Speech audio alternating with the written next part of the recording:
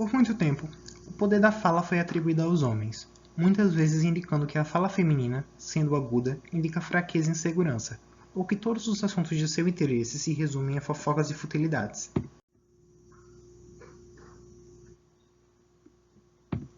Em 2011, Dilma Rousseff se tornou a primeira mulher a ser eleita como presidente do nosso país.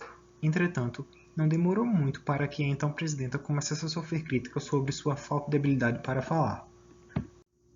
No livro visto na tela, contém uma crônica chamada Dilma Fala, Pra Mim Ser Prê, e nelas algumas expressões que o autor usa para caracterizá-la.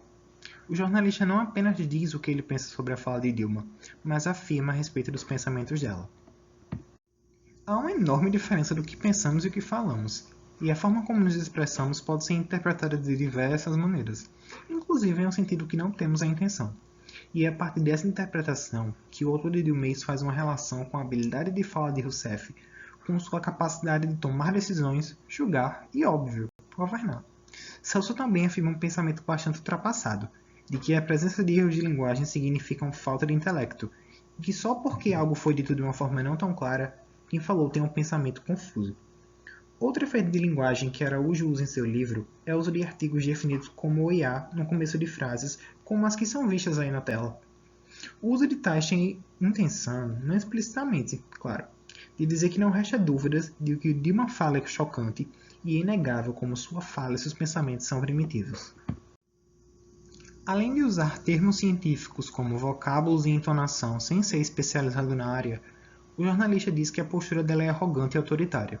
Resumindo, quando Dilma se hesita em sua fala, é insegura, desarticulada e não possui capacidade intelectual, muito menos para governar. Mas quando se impõe de maneira firme e decidida, isso é uma demonstração de arrogância e autoritarismo. Certamente, um homem branco e conservador não seria definido dessa forma. Quem sabe, seria até elogiado. Se diferenciando da posição que ataca a fala de Dilma, aparentemente, surge uma matéria publicada pela revista Época sobre a deputada Tabata Amaral, com o enunciado visto na imagem. Nesse contexto, Tabata não dialoga com o ministro sobre os cortes na educação, mas o cobra diretamente. Ainda no enunciado da matéria, indica que a discussão da deputada com o ministro anterior pode ter sido decisiva para que o mesmo se afastasse do cargo, ou seja, Tabata tinha poderes e esses poderes produziam efeitos. Além disso, dizer que o plenário ficou em silêncio para escutar, o escritor da matéria provoca o efeito em nós, leitores, de como todos ali estavam apreensivos para ouvi-la falar, e também a respeitavam.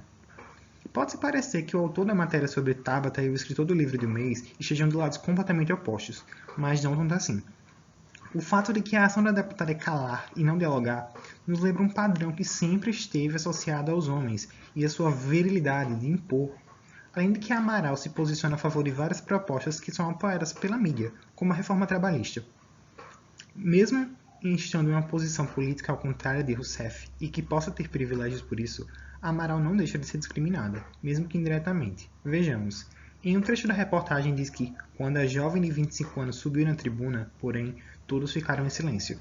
O escritor da matéria estaria surpreso, ou até chocado, de como uma mulher jovem poderia calar um público dominado por homens brancos de meia idade, e supostamente muito mais inteligentes que ela. Dessa forma, temos que, embora existam exemplos de um machismo escancarado como o autor de Dilmês, há uma mudança de posição que pode até parecer inclusiva, mas não totalmente, como no caso da reportagem. O alarme e a surpresa sobre a capacidade de Tabata falar bem é maior que a admiração. Então, a gente percebe que ela não está muito distante da discriminação da fala feminina. Manuela Dávila foi entrevistada no programa Roda Viva quando era pré-candidata à presidência. Os entrevistadores eram 4 homens e 2 mulheres. Todos eram neoliberais e ideologia contrária de Manu. Como esperado, ela recebeu várias perguntas ásperas e foi interrompida 62 vezes. Em comparação ao entrevistado anterior, Ciro Gomes, que foi interrompido apenas 8.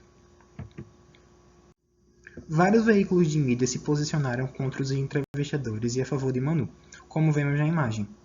A maioria deles não faz um posicionamento que critique diretamente como a entrevista foi injusta e parcial. Mas na revista Fórum, o escritor do enunciado expressa sua revolta com a escrita usando as expressões vistas na tela. Ele ainda usa o discurso indireto quando cita as manifestações de internautas e políticos e a generalização quando fala que a internet amanheceu indignada. Mesmo com a mudança ao longo da história, observamos como a preservação desses discursos misóginos em Dilmês, uma pequena mudança no texto de Tabata, mas ainda uma pequena amostra do conservadorismo, até o posicionamento criticando os entrevistadores de Roda Viva, e o texto de Jamila Ribeiro que trata do assunto de uma maneira direta.